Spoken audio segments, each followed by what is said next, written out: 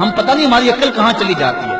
یہ جب الیکشن آتا ہے ڈگ ڈگی بجاتے ہیں قوم پھر نعرے مارتی پھرتی. میں نے کہا یار ہم اتنے گئے گزرے ہیں, ان کمینہ صفت لوگوں کے نعرے لگائیں, یہ ہوتے کون ہیں کہ ہم ان کے نعرے لگائیں. آج کے اس کانفرنس میں ہم نے فیصلہ کر کے جانا ہے کہ آج کے بعد جب بھی نعرہ لگائیں گے سونے محمد کا نعرہ لگائیں گے, نعرے اپنے رسول کے لگائیں گے. یہ ہوتے کون ہیں؟ یہ ملک کو لوٹنے والے, یہ خائن, یہ بدکار, یہ لائق ہے کہ ہم ان کے نعرے لگائیں. ٹی وی چینل پہ بیٹھ کے اوپر جو ہے وہ شریعت کا تمسخر اڑائے اور قوم زندہ باد کے نعرے لگائے. قوم کی آنکھیں نہیں ہیں, کان نہیں ہیں. اللہ فرماتا علم نجعل لہ عینین ولسانا وشفتین وہدیناہ النجدین. ہم نے ایک نہیں دو آنکھیں دی ہیں, ایک کان نہیں دو کان دیے. کھول کے رکھو کان اور آنکھیں کھول کے رکھو اور تم دیکھو کون کہاں کھڑا ہے. ہم کہتے ہیں جی وہ نہیں تو چلو یہ صحیح, اس میں تھوڑے ہیں, ہم کیوں چھوٹے بھی ایب کو اپنائیں. وہ بھی کل بڑا بن جاتا ہے جس نے ملک کی ایک پائی بھی لوٹی ہے, جو امریکہ کے سامنے کبھی ایک بار بھی گھٹنے ٹیک چکا ہے. ہمارا اس سے کوئی تعلق نہیں. ہم بادشاہوں کو نہیں مانتے, ہم محمد عربی کے نظام کے دعوے دار. آپ دیکھیں اگر نعرہ لگانا ہے تو جو ہے وہ ایوانوں تک پہنچے, ان کو پتہ چلے کہ قوم بیدار ہو چکی ہے. یہ قوم کو ہم نے بے وقوف بنایا اور ڈمل بجاتے رہے ہیں قوم کے سامنے. میں نے سیالکوٹ میں باتیں کی تو کئی لوگ پریشان ہو گئے, پتہ نہیں اس نے الیکشن لڑنا ہے. میں نے کہا میں نے ممبری کیا کرنی ہے, اللہ نے مجھے رسول اللہ کا ممبر عطا کیا, میں اس کو کیا سمجھتا ہوں, ہم اس کی پرواہ بھی نہیں کرتے. لیکن یہ بھی آپ کو بتاؤ ہم غیر سیاسی بھی نہیں ہیں. ادارت المصطفیٰ نے کبھی یہ نعرہ لگایا کہ ہم غیر سیاسی. ہم غیر سیاسی نہیں ہیں, ہم پورے سیاسی ہیں.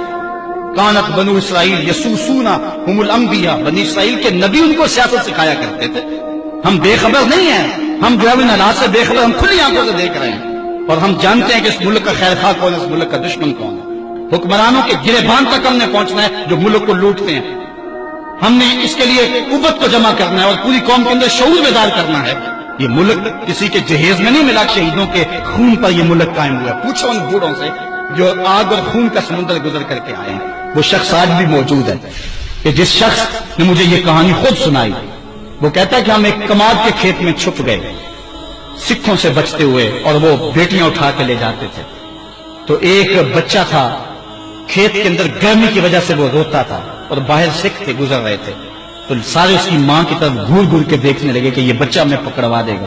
تو ماں نے اپنے ہاتھوں سے اس بچے کا گلا دبا دیا.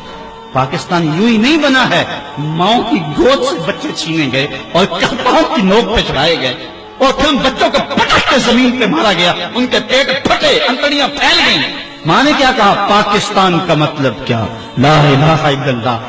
آج وہ ماں نہیں پوچھے گی تم کو, آج وہ بچہ قیامت میں ان حکمرانوں کا گریبان نہیں کھینچے گا. وہ عورتیں جنہوں نے کنویں میں چھلانگے لگا لگا کے اپنی آبرو بچائی تھی, اور وہ عورتیں جن کی چھاتیاں کاٹ دی گئی تھی, اور وہ عورتیں جن کے بھائیوں کے سامنے ان کی آبرو ریزی کی گئی تھی, اور وہ بھائی جن کے ہاتھ باندھ دیے گئے ان کے سامنے ان کی جو ہے وہ بہن کی آبرو ریزی کی گئی تھی, آج وہ قبر میں تو ہے. کیا حکمران سمجھتے یہ قوم بدھو ہے؟ اگر قوم بدھو بھی ہے تو وہ شہید تم سے انتقام لیں گے. اللہ کا کوڑا برسنے والا ہے تمہارے اوپر. چھوڑ دو اس ملک کی جان, اس ملک کو محمد عربی کے غلاموں کے سپرد کرو. یہ ملک حضور کے نام پہ حاصل کیا گیا تھا, حضور کے لا الہ الا اللہ پہ حاصل کیا گیا تھا.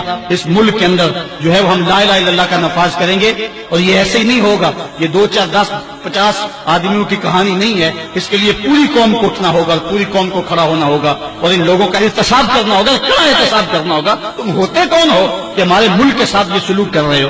امریکہ کے نیچے بیچی گئے. یار کوئی حیرت بھی ہوتی ہے, کوئی حال بھی ہوتا ہے کہ لوگوں نے تو بیرون ملک بنگلے خرید رکھے ہیں اور سوئس بینکوں میں انہوں نے کروڑوں اربوں ڈالر جمع کروائے ہیں. وہ پاکستان کے مستقبل سے مطمئن نہیں ہیں. پتہ نہیں پاکستان کب کچھ ہو جائے اور ہم اڑ کے وہاں چلے جائیں گے. لیکن میں کہتا ہوں کہ تمہارا تو جینا مرنا اس وطن کے لیے ہے. تم نے تو رہنا ہی اس ملک میں ہے, تم نے تو آخری سانس تک اس ملک سے وفا کرنی ہے. اس لیے ہم نے چراغ امید کو کبھی بجھنے نہیں دینا اور اس پاکستان کے ساتھ وفا کرنا. یہ ہمارے بزرگوں نے بنایا ہوا ہے اور اس ملک کی بنیادوں میں 10 لاکھ شہیدوں کا خون ہے. اور اس ملک میں اتنی دیر تک امن نہیں آ سکتا, اتنی دیر تک چین نہیں آ سکتا جب تک نظام رسول نہیں آتا ہے. اس لیے کہ اس وقت ہم نے اللہ سے وعدہ کیا تھا. اصغر خدائی کو میں ملا ہوں خود, جس نے یہ نعرہ ایجاد کیا تھا. وہ پڑھ رہا تھا کالج میں, ایک ہندو لڑکے نے کہا پاکستان کا مطلب کیا. اس کی زبان سے بے ساختہ نکلا لا الہ الا اللہ. پھر یہ ہندوستان کے طول و عرض میں اہل ایمان کا نعرہ بن گیا.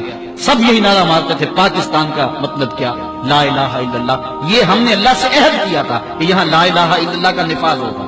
اور آگے نعرہ تکمیل یوں تھی کہ پاکستان کا مطلب کیا، لا الہ الا اللہ، قانون شہادت کیا ہوگا، محمد